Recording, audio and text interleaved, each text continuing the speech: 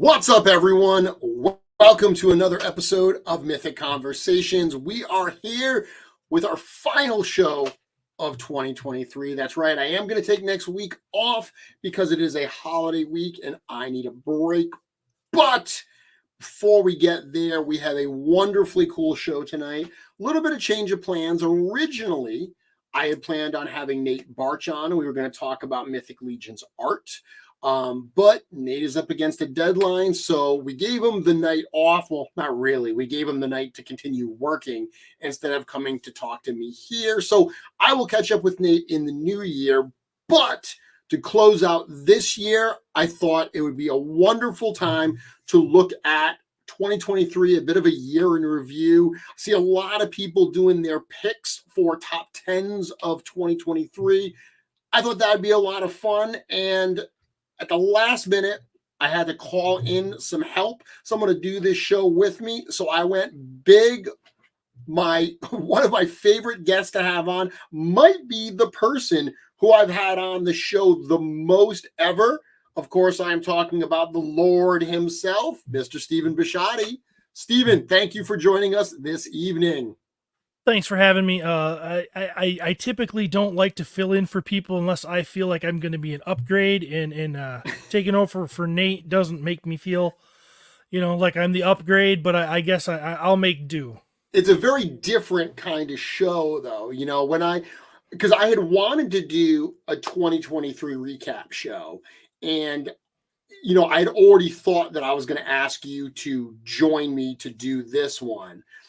Joe Vassapolo saying, I see how it is. Joe, you and I have got to get early in the new year. Might be the first show of the new year. We've got to do a pop and swap show on Rising Suns before that one ends. So don't worry. I haven't forgotten about you, buddy. But as I was saying, I knew I wanted to do this. So when Nate, of course, being the wonderful gentleman he is, didn't say, Jeremy, I don't really have time tonight, I was the one that was like, dude, do you need some time back tonight to get through this, this project? And he said, that would be wonderful. So I said, I'm going to go to do the recap show. And you were the first person I messaged. Well, thank you for that. And yeah, he's probably going to need some time back. He spent some time with Legions Cast last week. Yeah. So, that was a good episode. If you need your fill of Nate right now, go check that episode out. Yeah, and this might be good too. I'll separate that a little bit. So 2023, it's amazing. Working on an article yesterday actually, I posted an article that was like a recap of Mythic Weekend. So that was a lot of fun to go through, and Cullen had sent literally hundreds and hundreds of photos. So I went through all those photos. I tried to cut them down, and this article still has something like 250 photos in it. It's crazy to relive that, but that also got me in the mindset to do this recap. So I'm going to be posting probably next week a recap article, and it really made me look at 2023 and what an incredible year it has been. I think we almost forget everything that's actually happened in this new year. One of the things that I think is crazy is this was the year of Cosmic Legions in hand. It feels like so long ago that Cosmic One was in hand, but it wasn't until mid 2023 that we actually got our mitts on those figures. Yeah, it's crazy. Seeing what has. Seeing the collage of all the figures that have happened this year, it's very deceiving what your brain does to you in the whole thing, because it feels like Wave 1 was a long time ago, and it really wasn't. And I feel you mentioned the collage, so I got to credit where credit's due. I got to give thanks to Bill from Dorklair for putting together this collage. He did a wonderful video where he used science to actually choose his top 10 and figure out where they're ranked. Stephen, you and I tonight are going to go through our top 10 picks. I certainly didn't use science. I just went on pure gut. But I think it'll be a fun conversation to go through that. I'm desperately interested to see what your picks are going to be. But you're right.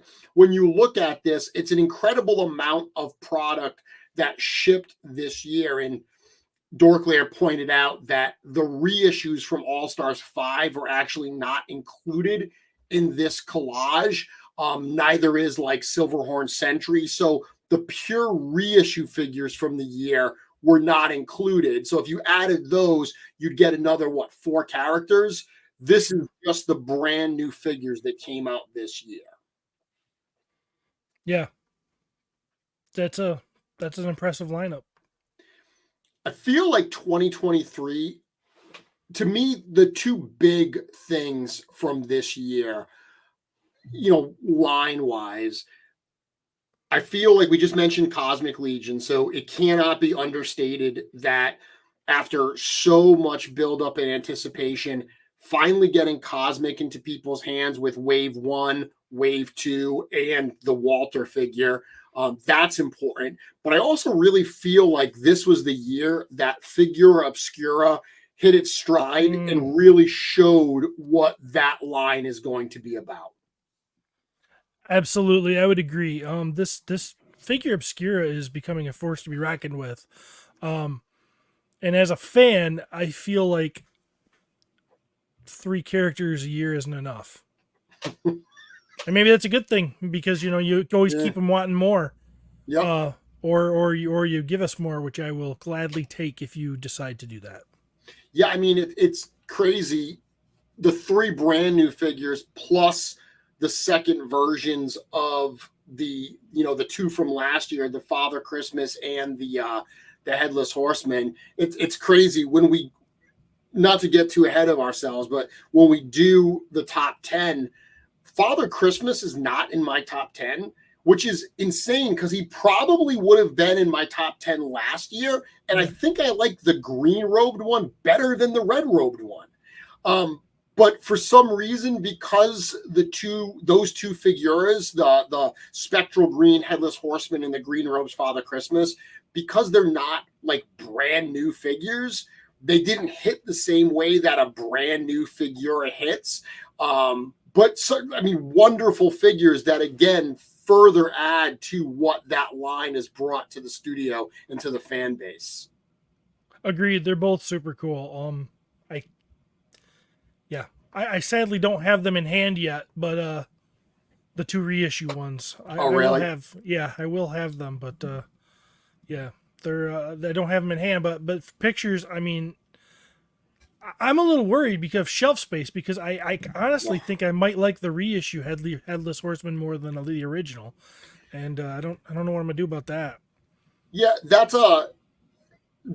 not an uncommon opinion. A lot of people like that color scheme. They certainly like the glow in the dark features. I've even heard some people using like the darker Headless Horseman from the first one, but with like the glow in the dark green pumpkin and with the horse from the second one. So there's even mix and match possibilities between those two that you can do as well. We've said this before, but it's really a case of, that first one was the more, I guess, literary version, where the second one with the glow in the dark is that like Disneyfied version. I can't pick a favorite on those because I like them both for what they are. I don't know. I think the Father Christmas, I like the green robe one just because it's got more of that like, old school, like forest, almost druidic type look to it that I think works really well for that version of Father Christmas, Holly King, that whole kind of old world environment type feel. Sure. So besides that, we look at this list here, we look at this collage that we have a number of show figures. We got 2 Legions Con figures. We got the Valiant Knight that was, well, not a Legions Con figure, was a special drop that we debuted at Legions Con. We got the Demistros figure from PowerCon, and while Scourge and Operative 83 are part of Outpost Zaxius, obviously we got the early release at PowerCon, so they qualify as well. So if you just look at that, there's a lot of those figures that really added, I think, to the line this year as well. Yeah, as always. I always love my Motu figures or my Motu inspired figures. Yep. I look forward to them every year. I love guessing and thinking about what they might be, and then finding out and seeing them, and usually being surprised and blown away. There's a lot of extras that came out in a lot of different ways here, and I think that's why you forget. If you just somebody says, "Hey, what came out this year?" and you're just on the spot trying to think of it. I think that's what makes it difficult to forget that there's 45 figures right in front of us, right there. Yeah. I mean, how big was Advent of Decay? Was it 43? 43. So, and we waited over a year for those. So in this year's time, they put out more than they did in Advent of Decay. Yep. And yeah, it's crazy. Looking at my list, we're going to get back to this in a minute, but I mean, going through the year as a whole, obviously January we ended with Necronominus. So that was the holdover from the previous year. That's something that we've done. Poxus was held over, Necronominus this year, Rising Suns. It will end in the next calendar year. So we got that, but it was like right on the heels of that. February, we did the test shot sales. So we're talking about Cosmic Legions. The first Cosmic Legions product were actually those test shots that hit in February. So that gave people that little taste of Cosmic up front. Of course, those sales in February were also where the Furious Force standard figures got released. We cannot understate how important that is.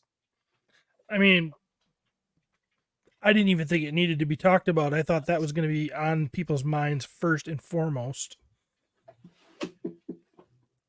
I mean, 4 of the best figures ever to be created. Ever. All kidding aside, I think I've opened a lot of those figures. Ironically, more so the Bushotte Pelvicus. That figure and those, they're just a gold mine of parts. I feel like there are so many ideas that I have that the parts can be found in those figures. They are absolutely just a treasure trove of pop and swap and customizing pieces. They are. I mean, I think it's almost sacrilegious to use them that way because of the effigies that they, are in lieu of. Well, I'm using a lot of words and I don't know what they mean. I have multiples that are still intact. Good to know. So going forward, I'm actually have the chart here as well. March was when we announced the retailer appreciation wave. So that was something cool for 2023 as well that we had never done. Prior to that wave, we did the Red Krampus. That was that like one-off retailer only figure. But as we were ending 2022, we had said, we want to do standard releases of Headless Horseman and Father Christmas. Because of the nature of Figura Obscura, the fact that it's sold exclusively, the first drops are exclusively sold through Store Horseman, it cuts out the retailers on that. So, early on, we had the discussion of, do we want to just do the same versions through retailers? That'll take away from the original drops and everything. Or do we want to be able to do second versions? And there are certain, a number of these characters that we have ideas for second versions. So the retailer wave was like a great way, I think, to solve a number of challenges to give the retailer something special and to allow us to scratch that itch to go back to a character and do a secondary version of them. So I think that's a lot of fun, and being able to do that wave through the retailers was pretty special, and it's something that we're certainly looking to redo in the coming years. Cool. I'm glad. A lot of fun there. April was Outpost Zaxius. So that was the first new pre-order wave. That was a fun wave. I enjoyed that wave because we rolled it out differently. So we do a lot of these like reveal specials. That was one, if you remember, that we revealed them like one at a time, a couple a week, and we included those little short stories with them. For me, obviously, I was creating those short stories, so that was a lot of fun. But I think right out of the gate, it gave people a little bit more of a connection to some of those new characters because they had a storyline with them. Absolutely. I think that's always key. Having the storylines is always gives you something. There's definitely figures I like more after I read their bios and their storylines and get used to what's and get a feel for what's going on with them. Awesome. There we go. Okay. So that brings us to May, which was when we dropped the Monkey King, which is on a lot of people's lists for figure of the year. I see a lot of people. I won't spoil anybody's top 10 lists, so go watch them yourselves. But I am seeing a number of people point him out, and I think that's a good segue. We'll come back to the month by month, but I think it's a good segue to talk a little bit about some of our picks for the year. So we're going to go through our top 10 picks that we have of what has come out. So these are only the figures that have shipped. I also have a few honorable mentions. And then towards the end, we're going to talk about our most anticipated figures that are available on pre-order. Sound good, Stephen? Yep, sounds great. Would you like to start? You want to give me your number 10 of the year? Number 10. So we're gonna do honorable mentions after. Yeah, we'll do honorable. Okay. Well, do you want to do honorable mentions first? I was just asking. We can do it either way. I think you do honorable mentions first because they're not going to be on the list. Okay, so go ahead. I have how many honorable mentions do you have? 2. I have 5. It's hard. I know.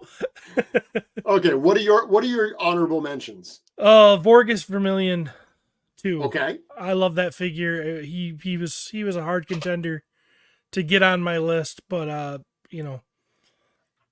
I think that thing turned out great, and I think it was a well-deserved redo of a figure. So yeah, I mean, obviously, I put together the parts for that. Cameron came up with the little tweak in the color scheme. I love the figure, and some of my picks have a heavy bias for certain reasons. That is actually one that didn't make any of my lists, even my honorable mentions, interestingly. Yeah, I like it a lot. So I'll give you one that's on my honorable mention list that's probably a surprise. Okay. Valiant Knight. Really? Yeah. So I really wanted to put Valiant Knight on the main list because the Valiant Knight is obviously such an important figure. It blew people away with the increased range of motion and everything. I just had a hard time getting it into my top 10. As much as I've loved playing with it, I'll be honest, I love the component parts more than I love the figure, which is fine. Like, popping those arms off and putting them on like a Sir Gerard makes me love Sir Gerard more. I'm going to do that for any figure, but the figure by itself is meant to be a somewhat generic character. It was meant to be a taste of what's to come. So because of that, it didn't hit for me the same way that some of the ones on my top 10 are. So that is why I gave Valiant an honorable mention. I get it. Another honorable mention I'll give you, and this is one that's probably on my list because of bias, because I had a big hand in him as well, is the Powercon Demistros. Okay. Cool Yeah. figure. I love the parts. I love how it came out. It's got a really menacing look. But it just couldn't crack my top 10 for me this year. He is a really cool figure. Didn't crack my top 10 either. But he's super cool. He's super fun, and yeah, I don't know. It's such a tough. There's a lot of competition, man. Yeah. Who else do you got? Who's your second honorable mention? Kanox Vol. Really? Okay. Yeah. Kanox Full. Yeah, I think he's really fun. I love the brute scale. I love to finally get something with legs on a brute scale that we could kind of look and see how the scale was going to really work in this line. I think he turned out he's way cooler in hand than I. Mhm. He didn't really ever like when I saw him. I liked him, but it wasn't like I didn't think I was going to like him as much as I did. Okay. When I got him, I love how his his head moves and his hoses and cables and everything all work pretty well. And Yeah. yeah, so very cool, but just didn't quite crack the 10. Does the story behind Kanox, the fact that Eric like designed him when he was a very young kid, does that help at all? I think that's really cool, and it's funny because I can see why Yeah. a kid would design that. Yeah. It's And it very much. it looks, it's Yeah. it's just yeah. No, it's a very cool story, and maybe it does make him a little special. So I'm just going to rattle off 3 honorable mentions, and they're all from Cosmic for me. These were characters that I really wanted to put in my top 10, but again, for one reason or another, I couldn't. Slog is in there. Slog is an amazing, amazing figure. Yeah. I couldn't put him in my top 10 because of the pop and swap aspect of it. Some of the figures that I put in my top 10 are figures that I really have had a lot of fun with, popping and swapping and everything. And because Slog is so unique, he didn't fall into that category. Amazing figure on his own. And that's why I had to make a mention of him, but that's why he didn't crack it. Zeri, again, amazing figure. I love the character, just couldn't get into my top 10 because, as a number of people have pointed out, not everyone can get into the top 10. And then the last one I'll have for honorable mentions is the Gravekeeper, Sligor. That figure I've had so much fun playing with. Was really, really close. There was one that I was considering moving for Sligor, but in the end, I kept Sligor where he was. This is going to be interesting. So I just rattled those off. Give me your number 10 for these figures, for your top 10. Xylonian Guard. Xylernian Guard. Interesting. Okay. Why Xylernian Guard? What is it about that figure? I just think he's really cool. I love all the options you get with him. And let me say this.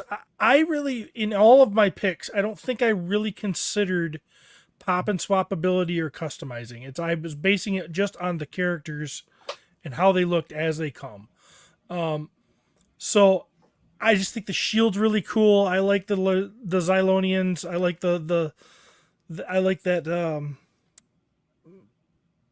faction, and it was the first chance we got to see one of those super decorative shields, I think, or did Attila and what's his name come out first? I can't remember. No, so actually All Stars 5 shipped right before Mythic Legions Tactics. We'll get to that in the month by month. So the first one we actually had in would have been Xylernian Guard. I just think he really came together cool, and he's a really fun figure to have. Yep. So Xylernian Guard is on my list as well. I have him actually very close. I have him at number 9. Whoa. Okay. So very, very close to where you have the Xylernian Guard. Same reasons. The figure itself just looks wonderful, and I have found so many uses for those parts. I really like the look.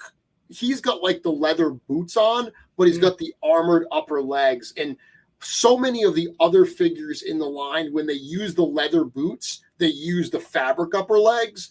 something about Xylernian Guard, it just works the way it's all laid out. I bought a bunch of extras of them. I found it incredibly useful for customizing and popping and swapping. A character I had a lot of fun with, so I had to include that character on my list. Nice. I'm going to do one, and then we'll see if it's on your list as well, and then we'll jump back over. Obviously, I said some of these are bias. I've got a huge bias for Figura Obscura. They are so much more than just a figure. The overall experience, how much fun we have with the drops and everything, cannot be understated.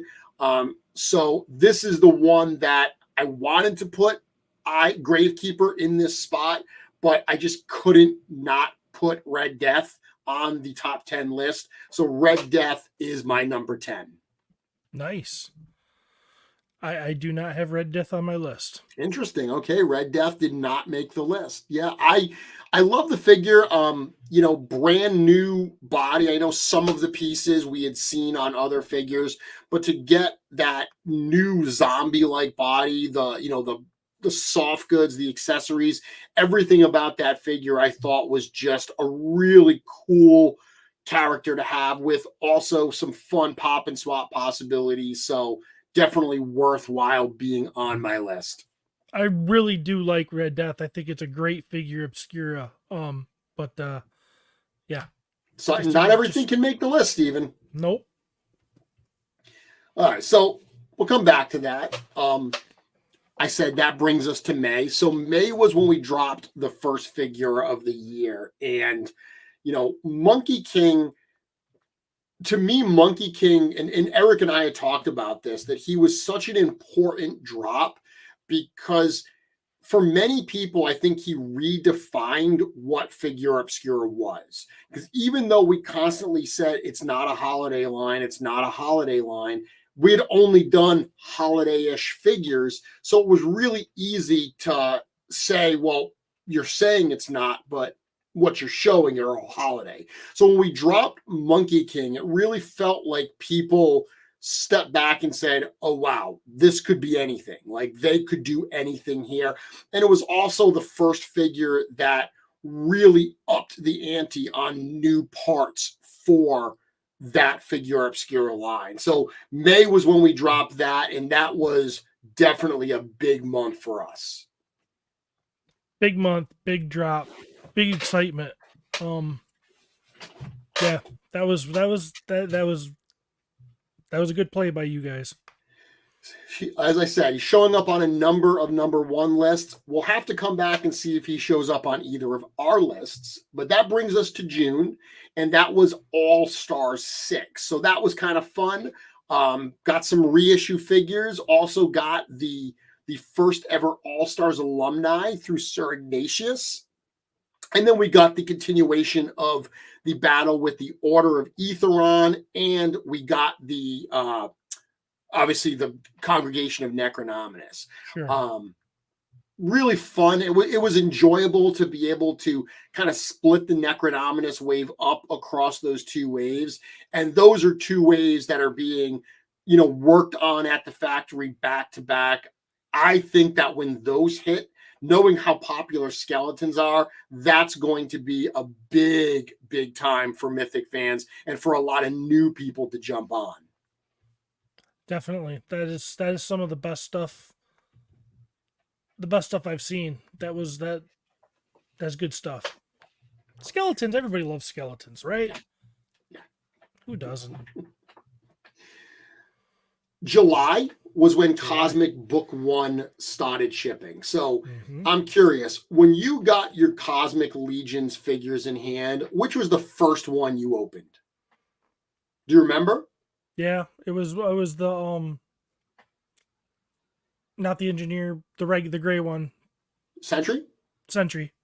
Yep. I opened up the Sentry first. For sure, and then it was a Sphexian. Yep. And you got a Sphexian test shot as well. So I did. Yeah, so you were already playing with that. Okay. Had I not, it probably would have been a Sphexian first, because the Sphexians were my favorite. They were what I was most excited about. Yeah, me as well. me as well. And I won't answer which was the first one I opened because it'll give some stuff away on my list. So that brought us to August. August was PowerCon 2025. You are a longtime PowerCon fan. 2025, 2023. I'm thinking ahead of when the next PowerCon is. You are a longtime PowerCon fan. You went out, multiple times when I was out in Anaheim. I don't think it can be understated what a great time PowerCon was this year. PowerCon was amazing this year. PowerCon was, I know it was better than last year's. Yep. Even in last year's was good. If I had to rate the top two shows of this year, of 2023, it would be Legions Con first and PowerCon second. Yeah. Yeah. I think that a lot of Legions fans that went to those would say the same thing. Like I've said, it amuses me because PowerCon is a bigger show than Legions Con. Hearing the number of people say that PowerCon is like a appetizer for Legions Con, it always amuses me that a bigger show can be an appetizer for a smaller show. But I get it because, PowerCon, the Legions aspect of PowerCon is substantial. But PowerCon has a lot of other stuff beyond Legions, whereas Legions Con is just all Legions. But yeah, those two events were very important.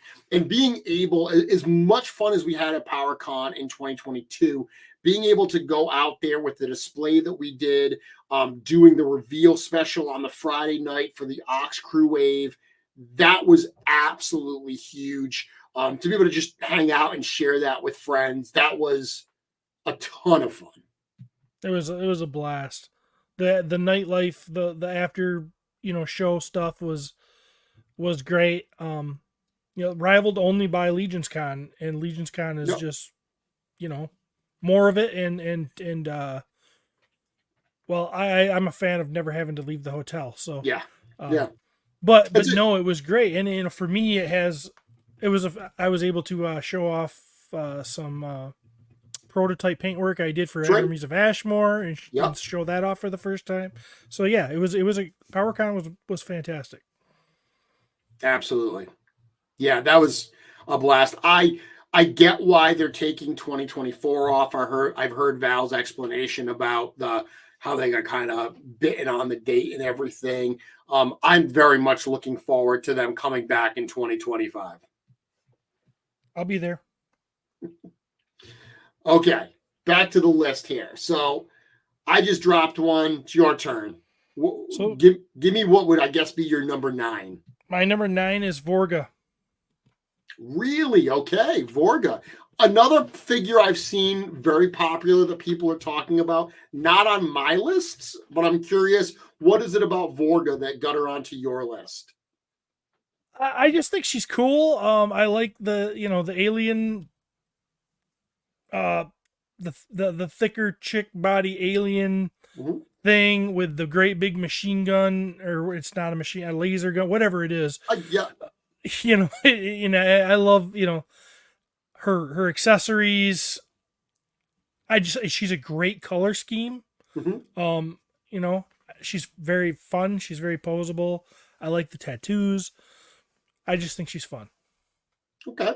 I love Vorga. I think the stature of Vorga, just how she stands with that gun and everything, are absolutely wonderful.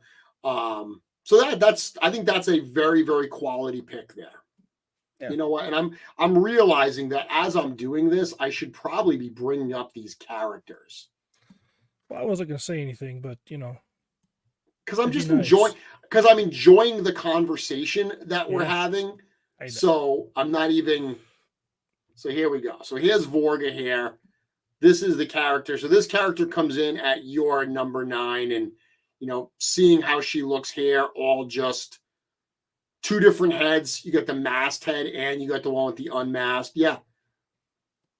And I love the color contrast between the weapon and the tealish green blue armor. Some unique parts too. she's the only one thus far, at least, that's got that waist piece. That backpack we didn't get to see again until Kern Ray. The neck piece is unique to her at this point. So definitely some unique pieces. Again, there's the unmasked head. Yep, she's really cool. I like the masked head. Good choice. Yeah, I have mine with the masked head on as well. You know what I've actually seen? I've seen some people use both the unmasked and the masked head as two separate characters. I've seen them make like a male version of Vorga and treat them almost as like twins, because the head itself it's so alien that the actual like gender of this character, it just from the face alone, is not distinct enough. It could work either as a male or female character. So I've seen people do that and kind of make both of them, which I think is really cool as well. Neat. All right, let me go back to the grid here. So there we go. Okay. Feels like it's zoomed in. There we go. That's better. Okay, so I've already chosen two, because I told you Red Death and you had Xylernian Guard, right? Mm-hmm. And I said there. So I'm going to pick another one. So this is the character that comes in at number 8 on my list. And this would be the Sphexian Prison Guard. So you mentioned that you really like the Sphexians. I did as well. And interestingly, I thought I was going to like the Block Commander better. And I do love the Block Commander's face. But when I got this figure in hand, the paint scheme on this figure with those blues, the iridescent colors, this thing just absolutely knocked it out of the park for me. It's a fun figure. I also have a test shot, and I knew that the test shot was very, very fiddly. So when we got the final figures and it was a much more solid build, I was thrilled to be able to play with these characters. This one had to make my list. Well, your story is almost exactly the same as mine. I too thought that the Block Commander was going to be the one. But in hand with these colors, it was this guy right here. This guy is on my list. I don't know if you want me to reveal where. Yeah, that's fine. I mean, it's up to you. Yeah, reveal where. Where did this fall for you? I had him at 8. You had him where? Number 4. Woo! Wow. Yeah, I really like this figure. Wow, so this is a high-ranking character. Not to get too far ahead of ourselves, but let me ask you a question. Do you think you are more of a Mythic or Cosmic fan? If you had to pick one of those two, where would you go? Mythic. I agree with you. That being said, I am surprised how many Cosmic figures ended up on my list this year. I am and I'm not. Had Poxus land this year, my list would be very different. It very much would be, sure. So, and I'm not saying that this guy would probably still be on my list, and maybe even as high as he is, but there definitely would be some differences if that boat was a little faster. Yeah, I agree. I am more of a fantasy fan. I will say that I like Mythic better, but looking at the actual figures that came out this year, I mean, three of my 5 honorable mentions were Cosmic figures I had to put on there. And the 2 that aren't, one of them is the Valiant Knight, that is a groundbreaking figure, and Demetros is one I designed. So again, super bias. Yeah. So I definitely was surprised with my Cosmic affections for this year, I would say. Yeah. Okay. Tell me who is next on your list, and I will bring the character up. Okay, so this would be my number 7? Sure. 10, 9. No, this would be my number 8. Number 8. Who haven't you revealed for number 8 yet? Sligor. Okay, so the character that I wanted to put on the list and I didn't. Yeah, I think he is awesome. I'm gonna go find him right now. So absolutely agree. Before I get into my comments, tell me a little bit about why Sligo made your list. A lot of it is his color scheme, and the other part of it is just that head sculpt, and all the options you get with the guy. I mean, Hmm? um, I don't know. He just looks tough. He just looks like something I'd want to see in a movie. I could see him. I could just see him being a leading character in some sort of space fantasy. He's Mm-hmm. that cool. I love his shield. I love those shields. I love all the writing and stuff that goes on the shields. I'm not a Mm-hmm. fan as much as the ones that look like the laser covers that go on them. Yep. I still think they're cool, but I really, when I see the print of the different language or the different hieroglyphics or whatever it's on there, it's just I can't cover that up. Yeah. But no, his hoses, he just speaks to me, man. He's tough. Yep. Love him. Again, I've had a ton of fun with this character. He's one that I bought extras of from this wave and still feel like I probably don't have enough. I love that new like chest armor and the shoulder pads that go on.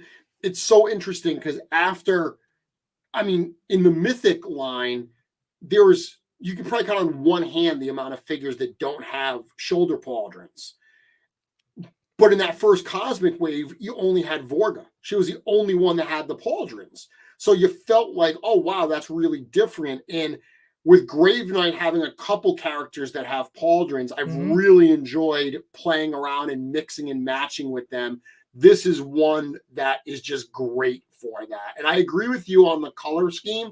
It also works really well. I mean, you can mix and match these parts with some of the other Legion builders. They work great with, the white from the science officer. They work with the sentry. You could even throw the orange parts from Walter on here, and that blue and orange look great together. I could see that. I could totally see that. Yeah, I like this one a lot. Joe chiming in says Sligo has all the looks I would have customized if we didn't make it ourselves. Yeah, I love that head. I love the paint job on that head. Yeah, it's great. I mean, I posted one recently where I painted that up like a vampire because it has that.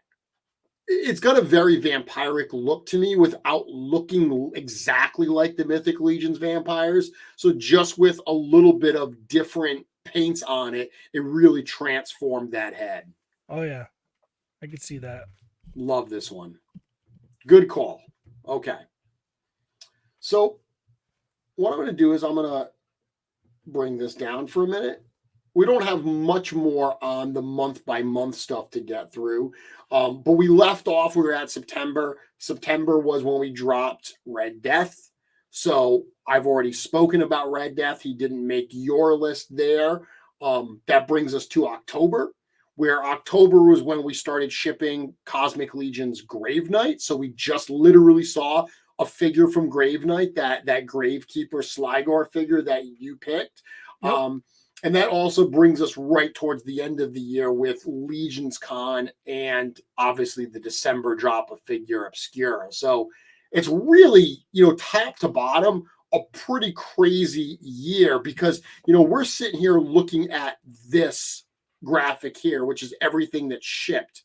But really, when you think about all of the other pre-orders that happened, Outpost Zaxius, Cosmic Ox Crew Thraxon, All-Star 6, Necronominus, part of that, and then, of course, Rising Suns. It's really crazy. Now, you and I are going to talk about our most anticipated figures to come at the end of the show, but I think that in addition to this, really going through that month by month shows what an absolutely epic year 2023 really was. Yeah, it just kept going. You get something, you order something, you get something, you order something. And that's the goal. So. That's the goal, right? You say it all the time to new fans. Once you get on that pre-order train, the pre-orders take a while, but once you're on the train and they start coming in, it is just a great ride to be on. Yeah. Okay, so you just went with Sligo, so it's my turn, right? Yes, sir. Okay, so unfortunately, I can't bring up a picture of this one because it's not one, it's actually two. Kind of cheating a little bit, but I I saw this on Bill Dorclair's list, so I figured, you know what? If he can pick 2-packs, then so can I. The Gorgo Attila 2-pack, the long-awaited 2-pack from Mythic Legions Tactics, that had to make my list. While these two version 2s are not as complex as some of the other version 2s that we've seen, like if we look at the version 2 of Gideon Heavensbrand, being a head-to-toe new figure, the new articulation scheme and everything, or range of motion, I should say. This doesn't meet that level of version 2, but still, I love the updates that were done to these characters, even with just those small additions. Gorgo is the figure that got me into the line in the first place. When I saw that first Kickstarter and I saw this Black Knight with antlers on his helmet, it was a character I loved, and this version 2 felt like a worthwhile addition to me, so I had to keep, and not for nothing, talking about popping and swapping and customizing, playing around with this figure is how I came up with the idea to include Vorgus Vermilius as a Legions Con figure and to present that idea to Eric for approval. And the rest is history, as they say. So the Gorgo and Attila 2-pack from Tactics comes in at number 7 on my list. Very cool set. I love both of these figures. I really love Attila because I think Attila really needed I think he needed an upgrade. The first one was great, but to be able to turn his head now and do, different poses with him. Mm-hmm. I love the unhelmeted head. We see people using that head like crazy. Yes. Yeah. And that sucker is like the most used head of 2023, I think. I kept getting drawn to that up in the corner there, but I didn't pick it. I did not pick the 2-pack, but I do. I think it's really cool that we finally got one of the, the big weapons. We finally got to see this hammer. I can see why you would pick that. Yeah, it felt like an important set for me. It felt like one I had to put on. Interestingly, not one, because some of the ones I picked like Xylernian Guard, I picked because I had so much fun. It's a great figure, and I had so much fun popping and swapping the parts. This is one that I admittedly haven't done a lot of popping and swapping with, but the figures themselves, the characters are so important, I had to include them. Cloud is saying the fake hammer. Guess every time I think about this now, I hear the start of Euro Legions with that a fake. Oh, those guys. Okay, so this is number 7 on my list. Let me bring it back to the grid here. You give me your next figure, and then I'll bring it up. Who do we got? Well, it is the Valiant Knight. Valiant Knight. Okay, so made my honorable mentions. You added this as one of your. So where does this fall? Is this 7 for you? Yes. Okay, talk to me about why Valiant Knight made your list. Well, I mean, obviously as a character, he's not that. He's a run of the mill soldier. There's many of him, but I really love. Look, I'm a sucker for articulation, and when you can cram what what you guys did or what Eric did or how you made this guy be able to move, it's not just this. It's not just this figure. It's what's to come with more with everything. Yeah. It's the step ahead. It's the new regime. It's the like me. This is the example now. Yeah. And and that is all Eric. That is all him.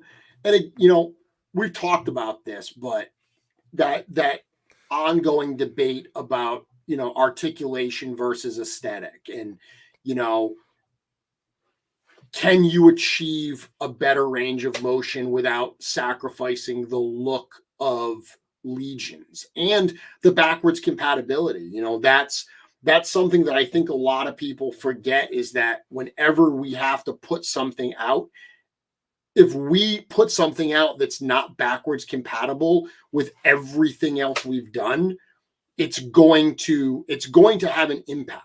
We want these things to all work with the parts we've already created. We've made it harder for ourselves, because we could go out there and say, forget about backwards compatibility. This is a version 3.0 body. We don't want to do that.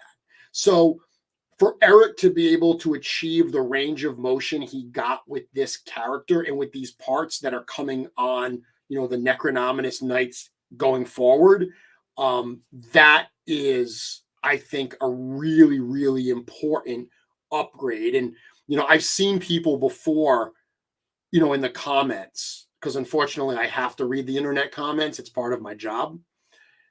And I've seen people say that, oh, Four Horsemen, they don't want to use double joints because they don't want to innovate. And I always say, that's not innovating.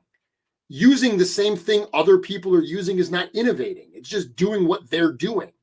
Innovating, to me, is what's been done here, where he's created a figure that looks like a Legions. It feels like a Legions. It's compatible with Legions, yet it moves in a way that is so much more than you've gotten in the past figures. That, to me, is innovating. like, at this point, any more articulation would be unrealistic for the armor. It might already be unrealistic for armor. Mm-hmm. And I don't. Yeah, you're absolutely right. I that's why Four Horsemen stuff always looks better than everything else, because they don't have the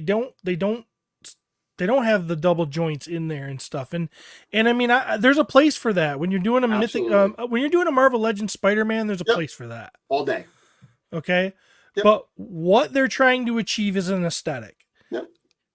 That aesthetic is in the eye of the beholder. Some people would prefer this aesthetic versus something else with a bunch of other cut-in joints. Other people would not. I'm one of the people that prefers this. But I'm also a poser. So if you can give me something that poses better and keep it, Yep. dude, man, you're giving me everything I need. Win-win, right? Yep. Oh. All right. My turn. So I am going to do one that is very much a biased one here. And I know exactly how I want to show this next one. So give me a moment. I'll bring up this. Okay. So number 6 on my list is the Legions Con 2-pack of Walter the Mad. Again, something I put together, so I'm very biased about it.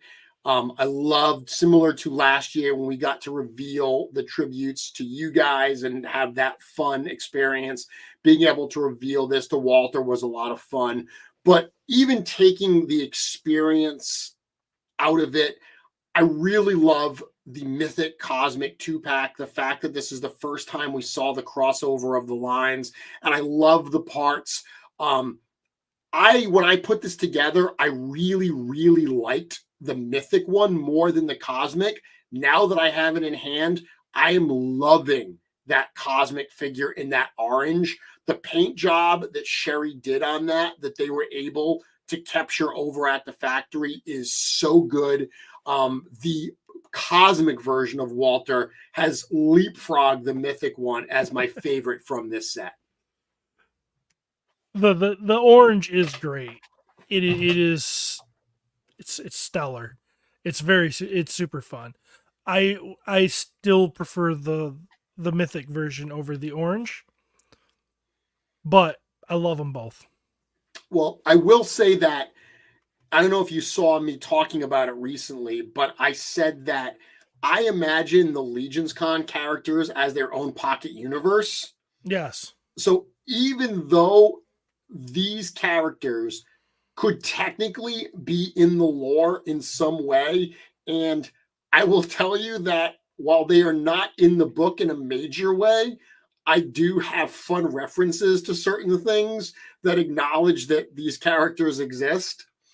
Um, Outside of that, I love them being a little pocket universe. So in my pocket universe, the Walter I have is the mythic one, and he's wearing the shirt and he's waving the banner. Actually, the one I have, he's holding a bear and a taco, and he's annoying Sir Gerard. He's annoying Sir Gerard. Now, do you have all of your all of your Legions Con exclusives on one shelf together? I'm starting that now. So Okay. I have the Furious Four with the Fury Clan, and I have Sir Gerard with the Sons of the Red Star. But after I took a funny photo of Sir Gerard and Walter together, that's where I started thinking, oh, I really like them being this little pocket universe. So now I cracked open a new set of Furious Four. I've got a megaphone from a Muppets Palisades figure that I gave to Pitorion, and I'm trying to figure, like, I already know that when I get like a Maxilius skeleton, I'm gonna paint his entire lower half, like the pelvis down, red, and I'm gonna make Pelvicus just be like Winnie the Poohing it. I know that Uwit, I'm gonna give, the elf figure that he comes with, that bag that looks like a bag of weed. Yeah. I'm going to give that to Pitorion. I actually haven't figured out what I'm going to do for the alpha yet. I've got to figure out how I'm going to up his game. Well, some might say a hairbrush should do it. I definitely think I might give him some bare arms because he's got to have those guns out. Sun's out, guns out. So I take it that the Walter set did not appear on your list. It did not. Okay. Good set, but not good enough to make it onto your list, right? Great set, not, but there's things that are greater. Okay, well, why don't you give me an example of one of the things that's greater, Stephen? Okay, this one's easy. I can't. This has got to be on your list. Okay, if this isn't on your list, I'll be very surprised. Okay. Novian Lean. Yes. Well, first off, let me point out that you've got a lot of Cosmic on your list. I do. Novian Lean is on my list. Novian Lean is my number 4. Okay, so he is my number 6. Number 4. I love this figure. Tell me why you love him. He's so unique. Who doesn't like a space lizard guy?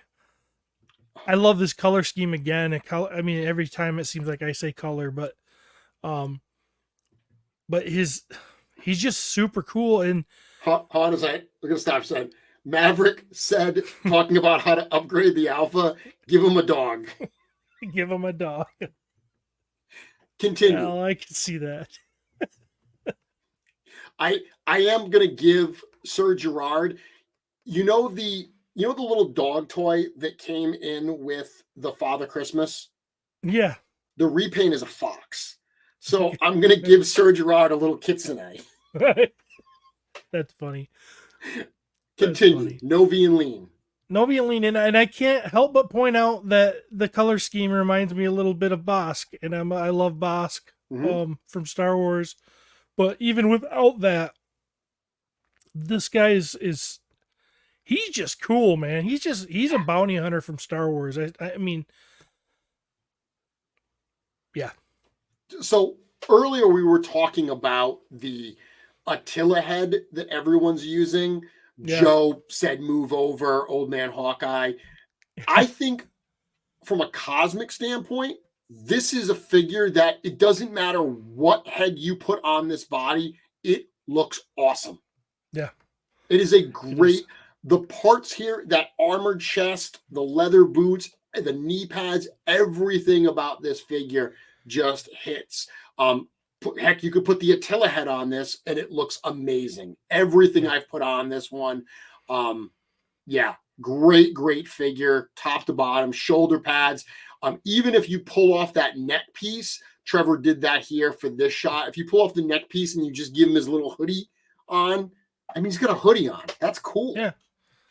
We played with this figure a lot because we actually got this wave.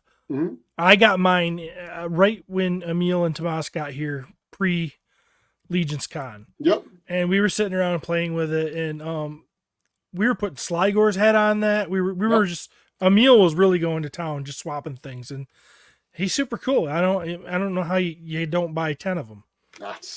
He is, top to bottom, absolutely great figure. I had him at number 4 on my list. Mm-hmm.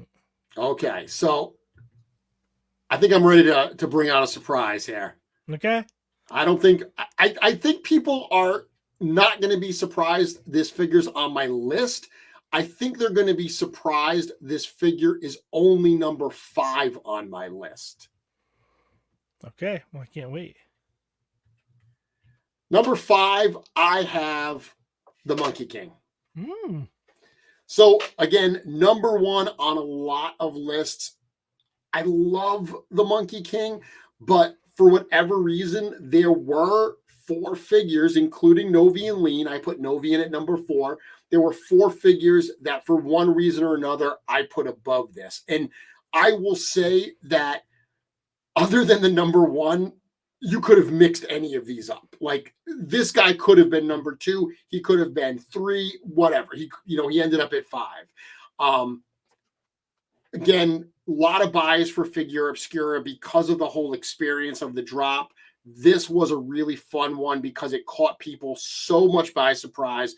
The teaser that we did that had like the scrolls where everyone thought it was maps, that was really cool. People didn't guess it. That was a lot of fun. The parts on this figure are great, whether you use the more kind of Eastern inspired parts, whether you use the monkey parts. Absolutely a great figure. I mean, people in the chat are like, I can't believe he's only number 5. I mean, come on. At this point, there's other figures that for one reason or another may be above him. 5 is a great spot to be on this list when you look at everything else that came out this year. It's high. Do you have him on your list? Yes. Oh, where do you have Monkey King? Much higher. Do you not want to say? Not really. Okay. Well, we will hold off where you have him. I have him at number 5. Ooh, I'm curious now. Ooh. Yeah, I mean, I'm going to stop talking about Monkey King. We'll get back to him when you share where you have him. We'll get back and we'll talk more about him, okay? Yes, okay. Sounds good. So you give me a character now. What number are we up to for you? This will be my number 5. Okay. And I think this one will surprise you. Okay. Kinda. It is Operative 83. So, wow. You are very, very cosmic heavy. You are very cosmic heavy. Now, it does surprise me. I would say that the amount of cosmic you have surprises me. Obviously, I know you love, Motu. I know you love the PowerCon figures. This is arguably the best PowerCon debut figure we've done, in my opinion. You could argue that. He's great. I love it. And I love I love him. I don't know what to say. I mean, he screams many faces, yet I think he works totally in cosmic just fine. Yep. He belongs next to anything else. And I love him in the big spacesuit helmet even. I like Green Eggs and Ham in a lot of different ways, and I like him in a lot of different ways too. Yeah, great figure. I mean, did not make it for my list, but I agree with everything you're saying about the character, where it works so well as both that cosmic figure or as the homage that it's meant to be to I don't say the real names. Right. You said it earlier. I don't say them. Yeah, very cool. So you got this. Now, this we'll mention. This is on the list because it was an early release at PowerCon. This is part of the Outpost Zaxius wave, which is actually in production right now. So for those people that didn't have a chance to get one of these at PowerCon, this is in production. It will be on the way before you know it. I don't know if you saw the post that I made today, but I shared a post of some of the renders. So on Cosmic Legions packages, those character shots on the front? Yeah. Those are actually renders of the 3D renders of the toys. So Eric takes a render from ZBrush and he gives it to Nate, and then Nate does an effect on it to get that almost like hologram look, right? Okay. What I thought was really cool is if you looked at the renders of Scourge in Operative 83, they use the different heads than the ones on the PowerCon boxes did. So the boxes themselves are going to be different as well because we're doing new boxes for Outpost Zaxius. But even just that hologram on front is going to be different in order to show the different releases of those figures. Neat. That's super cool. So I am definitely surprised this character made it as high on your list as he did. So I already did my number 4 because of Novian. So I've got to go and I've got to do my number 3 now. And this is one that I do feel like you're going to be surprised. I think a lot of people are going to be surprised by this one here. I feel like this character was really well received, but in all of these lists, he's falling like under the radar because of some flashier stuff that has come out. Okay. My number 3 is Dubon. Wow. I love this figure. Just everything about this, the way this character just as a character, his like the whole thing about him, his story, the lore around this character, the fact that he's one of the few non-Fey members of Xylona's flock. He's got a pet. I mean, any character. I learned this from my G.I. Joe days. Any character with an animal companion is cooler. Parts, I've used these parts, swapping them a ton of different times. Value-wise, the fact that what you get as a standard figure with this, between those soft goods cape, all that hands pack and everything. I didn't put Dubon with Boreas on the list, but even the fact that when we first did Dubon, he wasn't meant to be with Boreas. And then Trevor took the shot of him on Boreas, and I loved it so much that I wrote Dubon and Boreas together into the story. That's something that at a personal level, I think is really fun. So for all of those reasons, I had to put Dubon on my list. Yeah. I had Dubon on my list many times, and I kept scratching him out and changing it. I do love this figure, but sadly he did not make it on my list. But he is fantastic, and Dubon is almost the man. So yeah, another day, another list, he might make it, but he's a sweet figure. Okay. So let me ask you this, because at this point, I only have 2 more characters on my list. How many do you have? Well, I already revealed that my number 4 was the Sphyxian Guard. Okay, so that's... So with that's good. So I have 3 left, and you know that one of them is the Monkey King because I told you that. Yes. You just don't know exactly where. Okay, so what do you want to give me now? I want to reveal number 3. Okay, which is Slog. Okay, so another one that was in my I think I know what your number 1 and 2 are. Okay, so let me get the Slog here. Yeah, I mean, this was the figure, as I said, that I wanted to put in my top 10. I couldn't do it. Why did you get him into your top 10 all the way up to number 3? He is so colorful and cool and gross and big and meatbally and heavy and detailed. I don't know how you just. I mean, look at that. It's great. I agree. It's a totally different body structure than we've had. He's totally unique so far. I mean, I'm sure there'll be some reuse at some point. You guys would be crazy not to reuse things, but I love the guy. It was hard for me not to put him on my top 10 as an actual figure. He is without a doubt one of the most impressive things we've released this calendar year. You're right. The size of him is incredible. I can't tell you how much fun I've had at shows handing him to new people.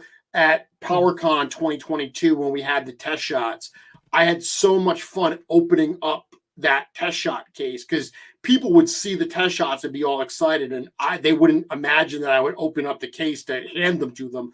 And I was doing that all weekend. And I had so much fun handing Slog to people and seeing them feel his weight, because everyone assumed it was going to be like a troll figure and it was going to be rotocast and hollow. And the fact that he is just like 8 pounds of plastic blows people away. He was hard not to put on my list. I went back and forth. It's why I had to at least make a mention of him. I can't argue with your pick, Steven. All right. Well, that leaves me with 2. You have how many? I have 2. Okay.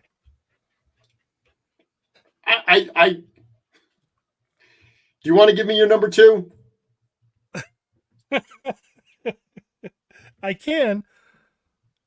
Well, you know that either 1 or 2 of mine is Monkey King. I know Monkey King is 1 or 2. Monkey King is my number 2. Monkey King is your number 2. Okay. Monkey King is. We started to discuss him earlier when you were talking about him. So revolutionary, so different, so colorful. Let me bring him up. I'm going to bring up the figure here. Hold on a second. Hey, Steven. Yeah. We have the same number 1. I thought that was possible. All right, so here's Monkey King. So I said that we would talk more about him. Why did you put him, not only on your list, but so high on your list? He's just so fun. So many new parts, so many, he's fun to pose. He's fun to swap. The value you get in this with this guy, the different faces and the different heads and all the combinations, and he's just so fun. And I had no idea of the Monkey King's existence before this figure, so there's no emotional attachment to this. That's what I was going to ask you, because even me, I didn't know. I'd never read Journey to the West before we decided to do Monkey King. So I love the fact that, he's number 2 on your list, number 5, and this is not a character that any of us have any emotional attachment to. No, I love the different direction. I don't know. He's just, I don't know how you can't love this figure. I remember when he came out, there were some naysayers, and I don't get it.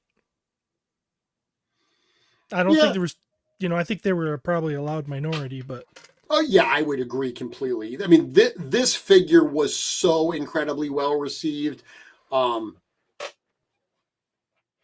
I think that this is, again, one of those figures that bridges some gaps between, our current fan base and people who, maybe know of Four Horsemen Studios, but have never picked up one of the figures. Figure Obscura has been absolutely wonderful for that. Len is here in the chat, and he says Monkey King sells itself in hand. Absolutely. I know that at RetroCon, he had Monkey King positioned like it was, kind of like leaping forward. And he said that people who had no idea what these figures were would walk by and see that pose and just be blown away. What is that? And they'd buy one. So he is a very impressive figure in hand.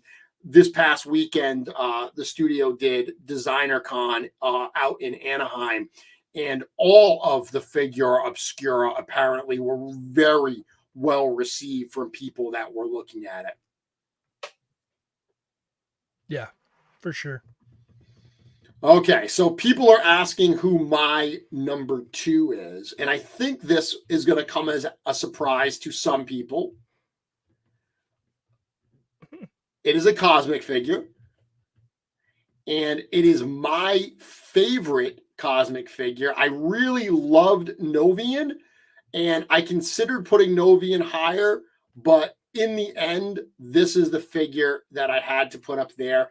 This is the deluxe version of Olek Thygar. So the fact that Thygar is, one of the main characters in Cosmic Legions plays into this.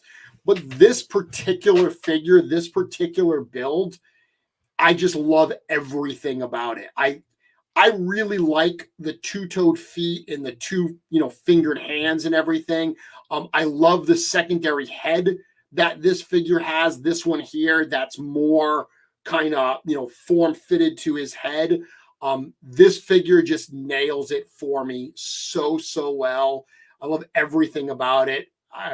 Again, I was surprised that I had as many cosmic figures on my list as I did. This figure had to be that high. I can see that. He's one of my favorites as well. Color scheme, I mean, yeah. That's the configuration I have him in as well, with the smaller helmet. Yep. That one. Yeah, I mean, the thing is, if you put him in the other one, it's great to look as it is. Do you have both Thygars on display? I do. So, as do I. So, if you've got the Thygar grave ring, that's obviously got, and interestingly, because some people may not realize it, they are different heads. Yeah. The head on the other helmeted head on the Thygar is actually different. There are a total of 3 Thygar heads. But because this one is similar to the other Thygar head, I think this one is really what makes this piece very, very unique. Yeah. Killing it with those color schemes. Yeah, I mean, a lot of orange in Cosmic, and I think it works great with the blues and the blacks on this figure here. I've also, I've seen there's a customizer named Sig who has done his Brute Squad, where he uses a lot of this figure in those customs. I've done a little shock group for Thygar that I've used this figure as well. Another figure where lots of different heads look really, really good on this body. Yeah, absolutely wonderful. Looks like Sig is actually right here in the chat with a whole lot of hearts. Yeah, his custom work has absolutely been super cool, and he uses a lot of this figure, but very, very weathers it and makes it look really, really gritty. Super cool. Yeah, so Dorclair saying the only thing I would do is put armored upper legs. I have one that uses the armored upper legs from Thygar that actually looks really, really cool. Not Thygar, Walter. The armored upper legs from Walter, because you still get that exact same color scheme with the orange, and it totally armors him up even more, and it's super, super easy swap. I can see that. That could be fun. Yeah. Okay, so probably not a surprise to literally anyone. Stephen, I have to imagine that we do indeed have the same figure as our number 1. I would be surprised if we don't. Yes, sir. That's mine.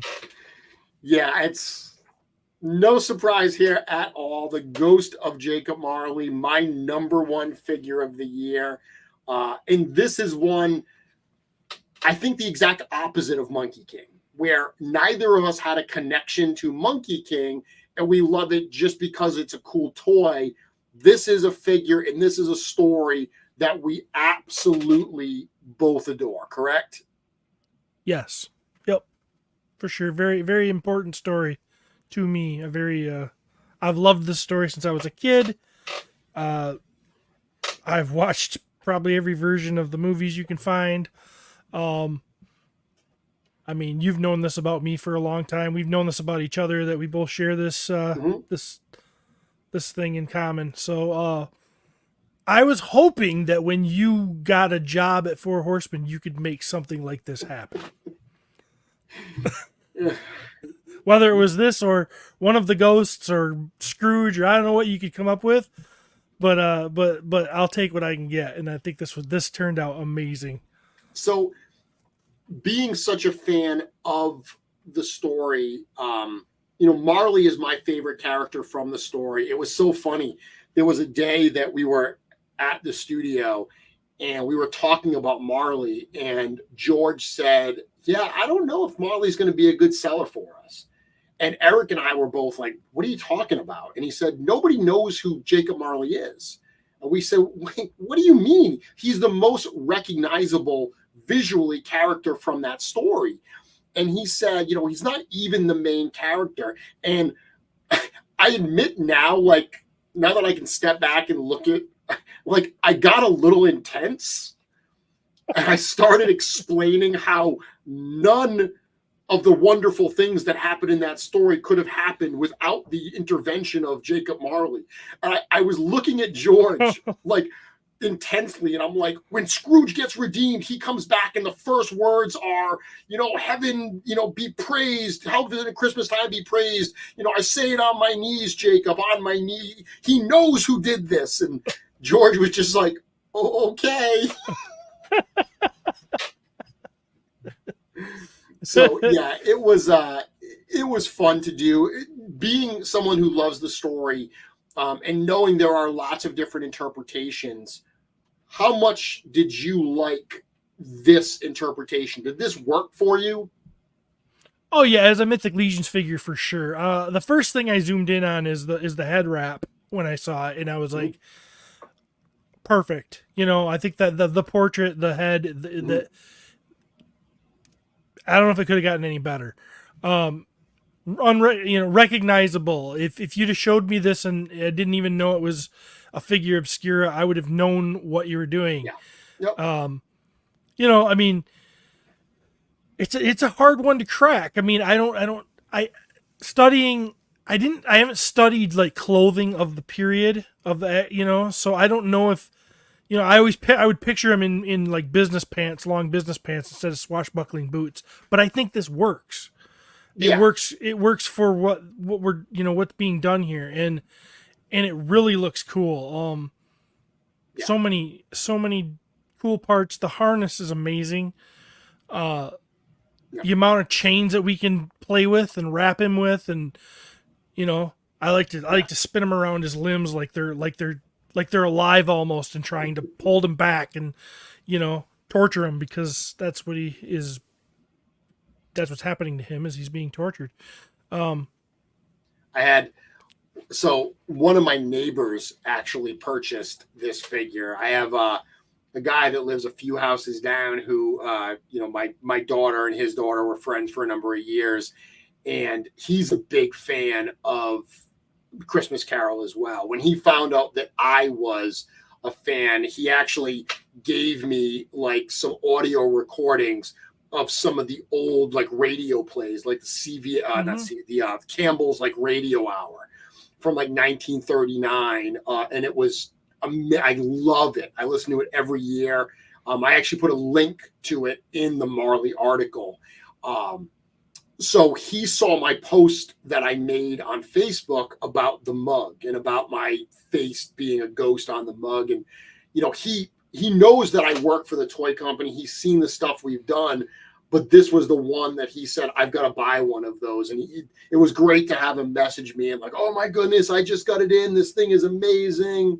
That felt really, really cool. And again, it shows what Figura Obscura does, how it can bridge that gap, not only from people that toy collectors that aren't buying the stuff, but I think it even can bridge the gap to non-toy collectors like my neighbor coming in to buy a character they genuinely like. Yeah. I mean, same way Santa, Father Christmas does, or even Krampus. I think could do that sort of thing. Could bring in people that aren't toy buyers. This seems like it certainly could. Stephen, breaking news. Juan is telling us that I want to let you guys know that McFarlane is doing a live stream here on YouTube, and we have a more audience connected. It's not a competition, but you guys are winning. All right. So Well, I figured that you would love to hear that little comment there. yeah, that's great. Anything else that we want to say about the Ghost of Jacob Marley before we move on and talk about our most anticipated for next year? No, just that I love them. Love them, and did you buy any for customizing purposes, or is that something you'll pick up down the road? No, I grabbed one. I grabbed an extra for. Well, I already customized the one I had. I turned him into Scrooge. Scrooge, yeah. So yes, I have another one coming in the second order. I to replace that one, so that I will have. Right now, I don't have a true Marley in my. Yeah. And it is worth mentioning, by the way, they did mention this on the afternoon show. All of the Marley figures are now shipped. So all of the figures from the first weekend's drop, which was the weekend of December 2nd, as well as the orders from the second drop, which was the following weekend, those were all boxed up as of Tuesday, and the last ones were picked up as of this morning. So they are all in the carrier's hands and on the way. Definitely worth mentioning that at the time of the sale, we said it would take about 3 weeks to get them all out. That was before we did the second drop. The shipping team, once again, really went above and beyond. They are just over 2 weeks, and they got everything out and done from both sales. So anyone that doesn't have their tracking for the Ghost of Jacob Marley yet, give it a day or two for the carriers to scan them, but they are on the way now. Nice. Okay. So Len is here saying, I believe he's trying to say that he gave his mom a Father Christmas a few weeks ago, and she loves it. That's cool. Very cool. Okay, so with that is the top 10. So we've got our top 10 that we've both done here, but let's look forward a little bit. We've spent today really looking back at the year 2023. Let's look forward at what's coming in 2024, hopefully, what will be in hand. What 3 figures are you most looking for? Stephen, you want to give me the first one? Or would you like me to go first this time? No, I can go. Okay, let's do this. We went from 10 to 1 last time. So this time, let's go the opposite way. Give me your most anticipated figure to get in hand. Oh, and by the way, we should say Bodvar the bear doesn't count. You can't, we know that everyone wants Bodvar. He's super popular. So we're going to take him right out of the running. He's just the presumptive number 1. If it's not Bodvar, who is it? Atlas 2.0. And that's not a surprise at all. I figured I figured knowing you and what you are excited for, the fact that you were part of this reveal, I imagined that Atlas was going to be very high on your list, if not number 1. Yep. I love the character. I love the redo. I like it more now than I did when I first saw it. I keep looking at it and appreciating it more and more. So yeah, I can't wait to have him. I can't wait to pose him. I can't wait to play with him. Do you dig this other look as well? Did you get a chance to see the short story excerpt that we did that talks about Bjor the Victorious? Absolutely. I love this look. I'll have multiples of this guy, and I will definitely have that configuration on my shelf. Did you like how brutal that scene was? How Bjor was just taking no prisoners in there? It's so cool. Yes. I feel like that was because obviously Mythic Legions is for all ages, but there was war going on. People are going to die. So the Yeah. fact that, we were able to write that scene in a way that was, not over the top and Right. gratuitous, but still didn't take anything away from the brutality of a gladiatorial fight and what Bjor had to do there. I think that was a bit of a win. It was awesome. I love that gauntlet. Yeah, it's Just I'm very excited. Yeah, and I love, knowing Atlas's story and looking at this figure, seeing some of the things that, I alluded to in the most recent article about how this character has elements of his story on him. That necklace that has a piece of the tree under which he buried the body of his wife, the fact that he's got armor that's got the bear motif, armor that's got the lion motif, he's got all these different, that gladius sword that's from his time in the arena, that's actually the sword he chooses from the armory for that first battle with Barabbas. It's like all that stuff I think is very, very cool. Beautiful. Can't wait. That'll be one. Yeah, that sale's going right now, right? It Still. is. Yep. Yeah. So the Rising Suns sale that goes on Stone Horseman until January 14th. Yeah. So nice. You chose a character for your number one that you absolutely love. Mm-hmm. Everyone knows how much I love the new Scapular, but interestingly, I did not choose that character because the figures I am most looking forward to are actually not necessarily figures that I like the character as it is. Scapular is a great figure, but I don't know how much popping and swapping I'm going to do with that character. I'm sure once it's in hand, I'm going to find a lot of things, but there's a couple characters that when I really sat back and said, what am I most anticipated about? I realized that I had to pick characters that I was excited to get them and get multiples of them to play with. So the number one on my list is the Tuberculi. This is a figure that since we showed him off and we realized what an incredible assembly of bones this figure is going to be, this is going to give people that want to mix and match skeleton parts so much fun. And obviously, if you've got multiples, if you have some of the other skeletons that are painted in the standard bone color, you're going to have a field day mixing and matching this stuff. Yeah. I considered this for my top 3. Okay. But did not make top 3, but I definitely considered it. He's very high on my list of wants. Okay. Yeah, this is a big one for me. I cannot wait. Joe and I have done some really cool like example swaps in some of our pop and swap specials with this character, and honestly, just getting started.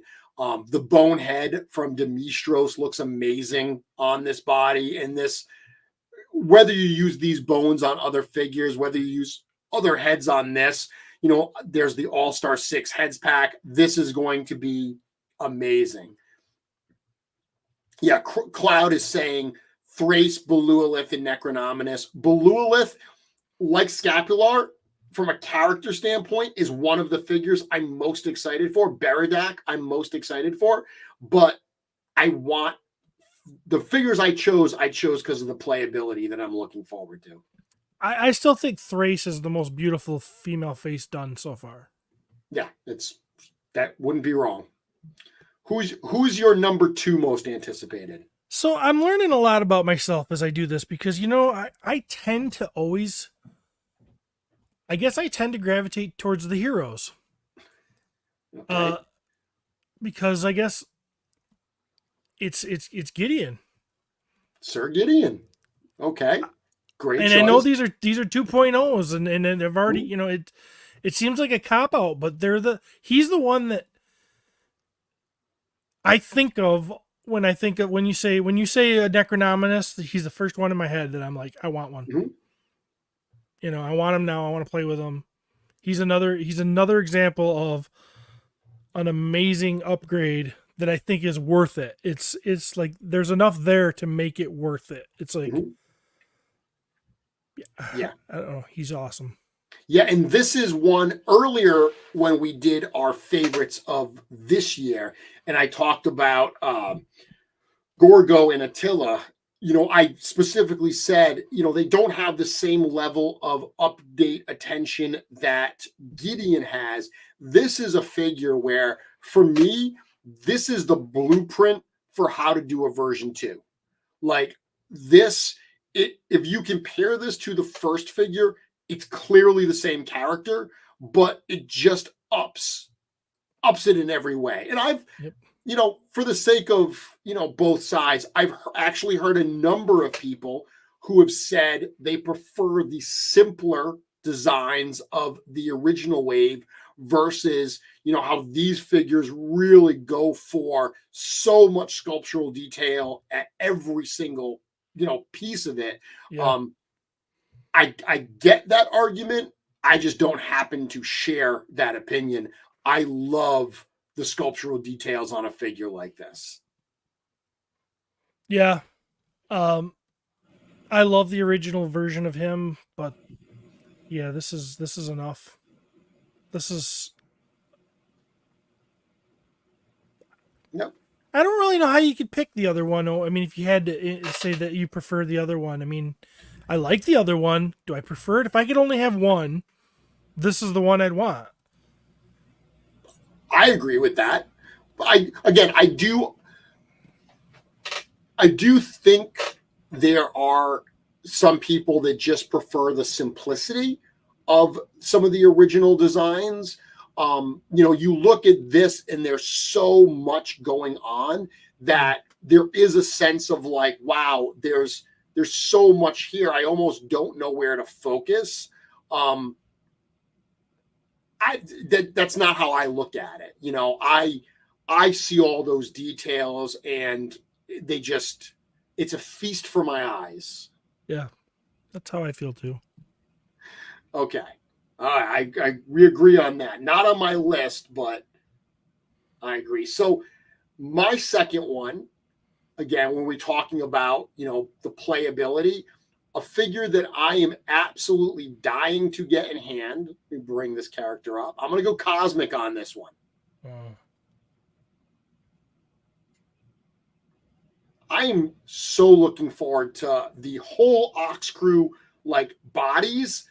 I actually like Orvar better, that stumpier, but I think that when I get that wave in, the first one I'm going to open is Velok. And because of that, I put Velok on my list because this is the one that Orvar is shorter. He's got the big green head. Ultimately, I think it's a more interesting figure, and it's a very similar body build because it uses Ox Crew. But this is the one that I feel you're going to be able to pop any head on, and you're going to be able to make a very, very cool character.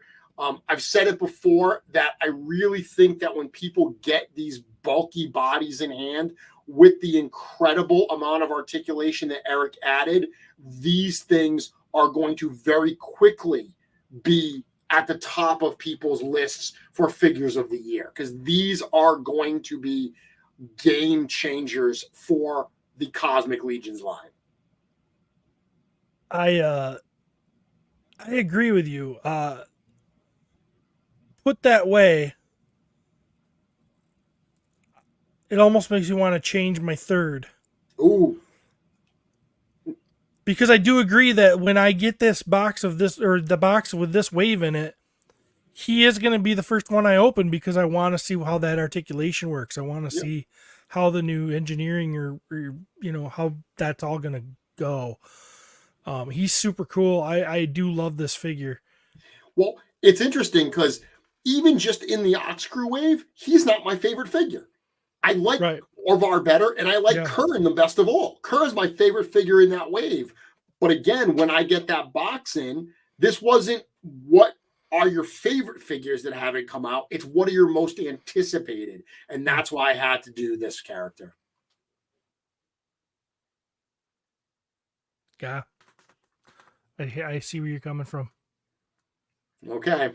Who do you have for your final one? I'm going to stick with what I originally did. Okay. Which is Orvar. Oh, okay. So we're going right to the character that I was just talking about. I had wanted to put, but didn't. So you went with an Ox Crew character as well. Is it some of the same reasons that I did? Yeah, I just love this guy. I love his head.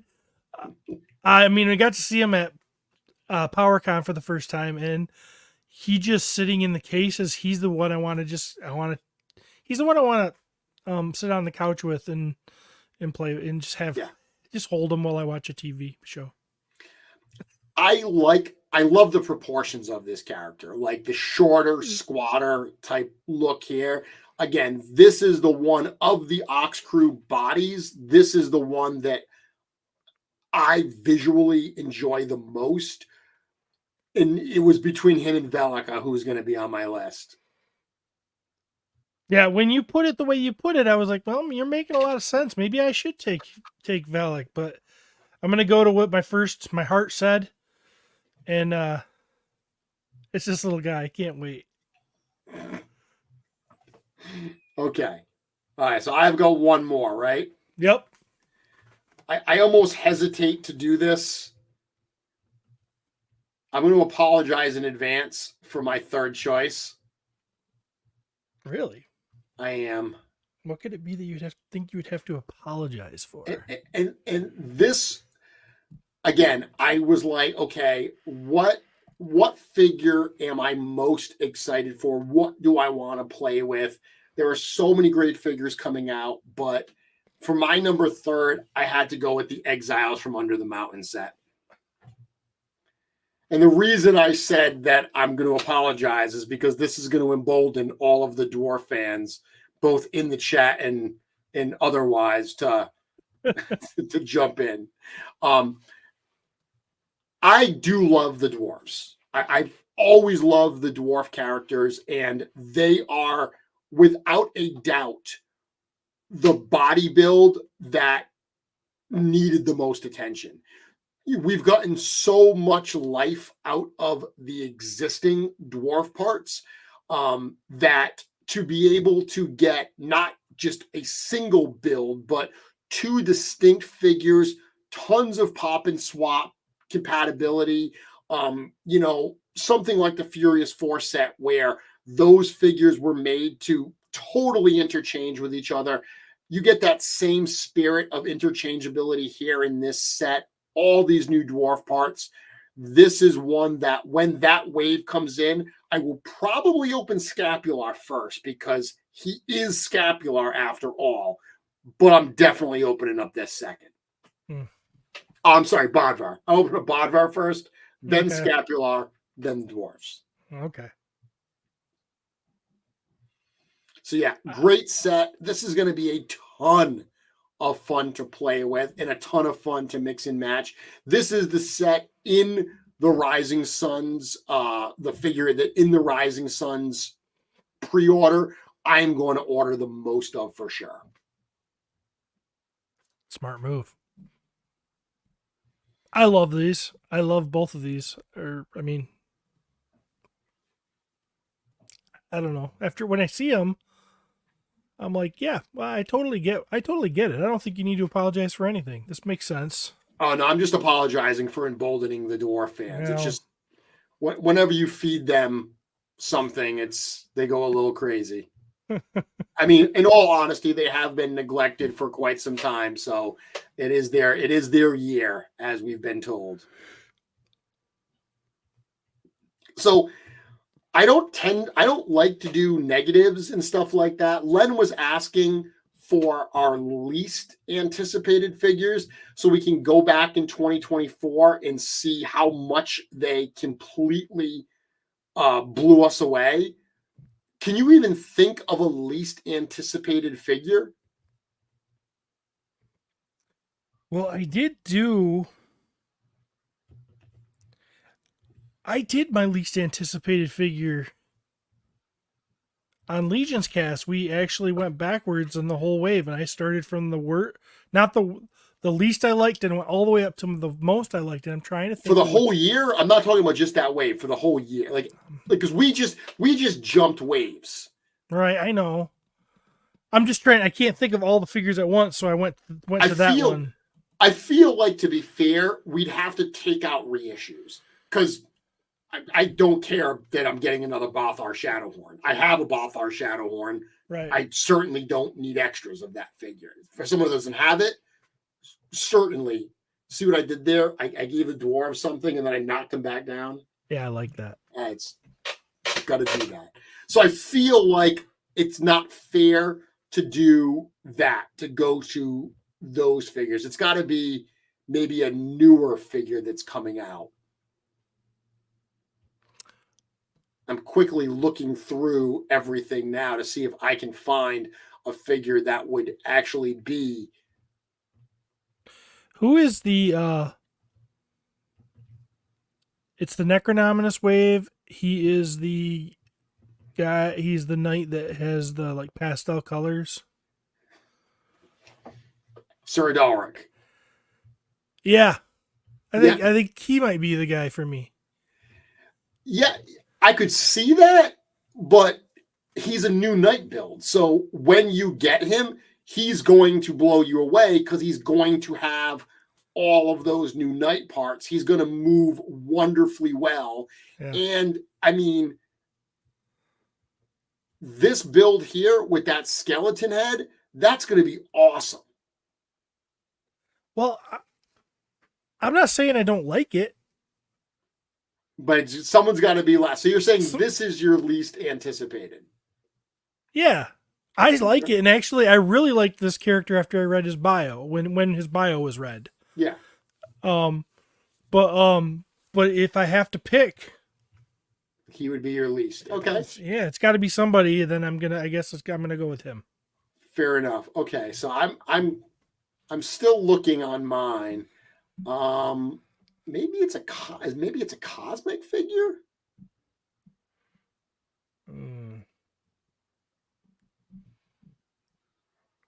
Oh, cosmics that are coming are pretty darn good.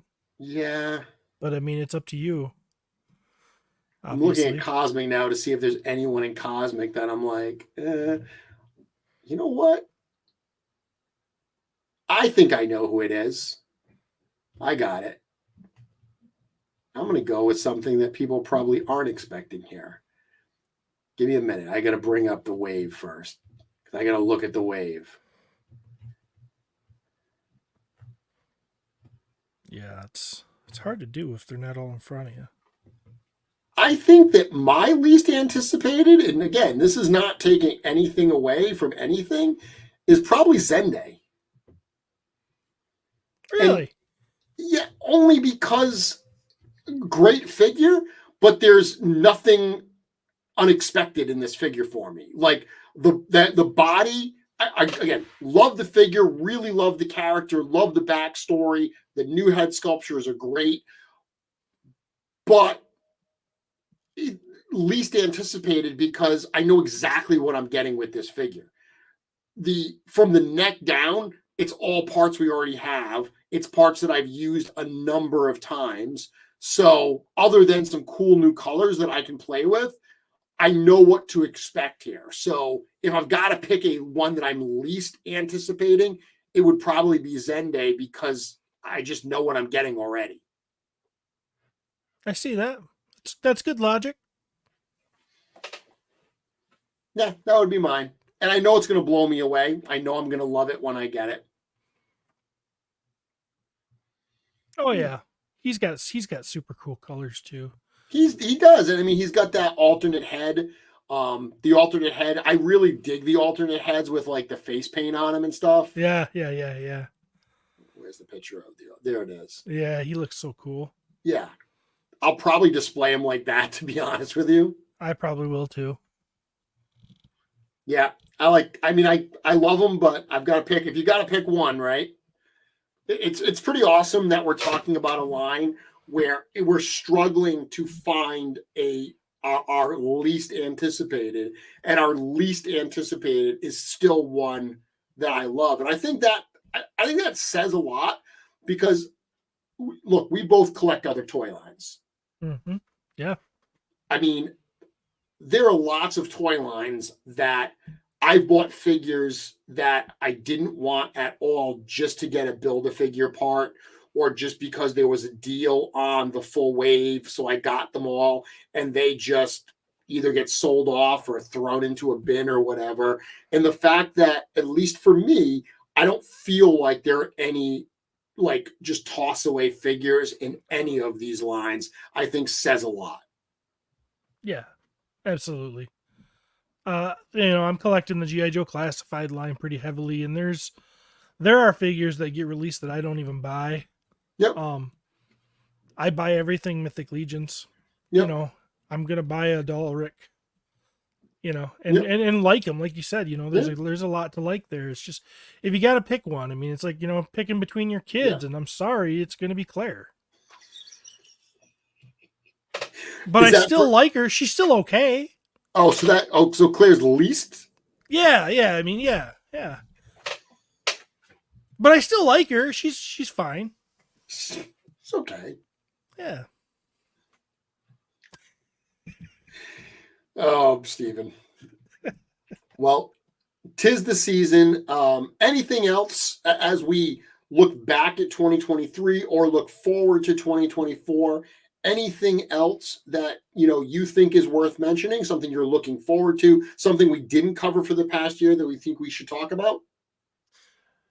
No, but there is a figure that I'm really excited about that I think flies a little bit under the radar sometimes. He didn't at first. He was super popular. I don't hear him get talked about much more. But when you see this guy in person, Arakigor, isn't that Arakigor? Yeah, I mean, a number of people were picking him as most anticipated. I wasn't looking at the comments, yeah. But when you see him, when you see him in person, because I've seen him in the case with that paint job. Yep. It's amazing. It's one of the best paint jobs ever. I think that because Scourge hit, that may have cooled people a little bit because they got essentially the parts, but you're right, they didn't get the paint job. When they get this figure in this paint job, it's going to blow people away. Yeah. This is going to be one from this new wave that people are going to be talking about. Yep. I have Scourge. I like Scourge. It's fun.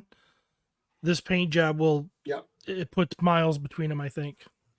Len is saying exactly what I was about to say.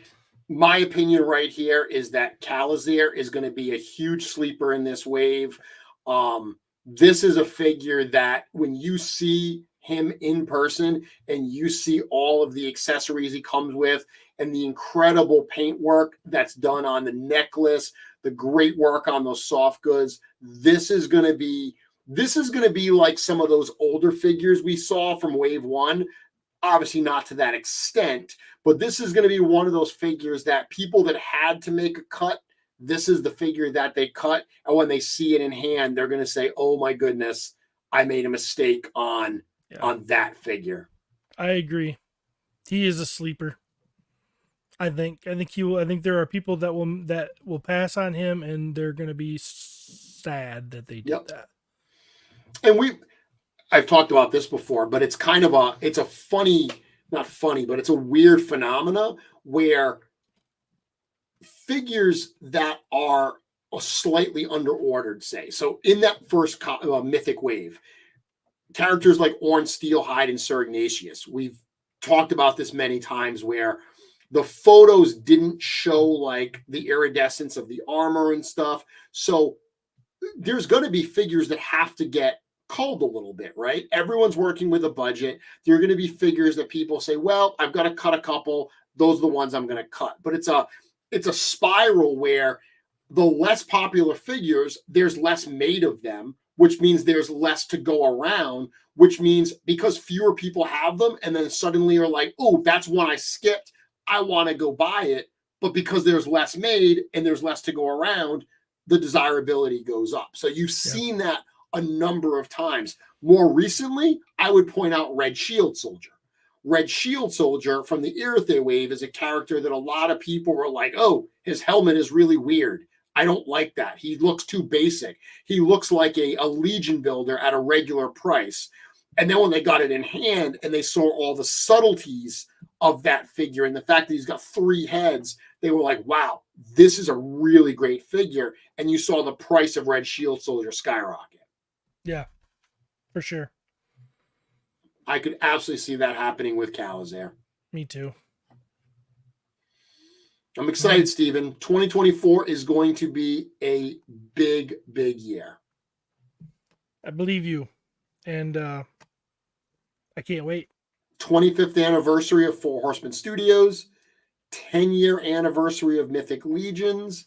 To say that we have some surprises planned for 2024 would be a dramatic understatement, Steven. That's crazy. 10 years. Don't seem like 10 years. Well, and it's interesting because the first Kickstarter was 2015, but we're going back to Typocalypse where Mythic Legions was first launched and introduced. That was 2014. So that is what we use as the start of the line, which means 2024 is the 10-year anniversary. So that means we've probably had figures in our hands for 8. Yeah, probably about 8. I can tell you actually, because on the website, Figures from the Wave began shipping to fans in May of 2016.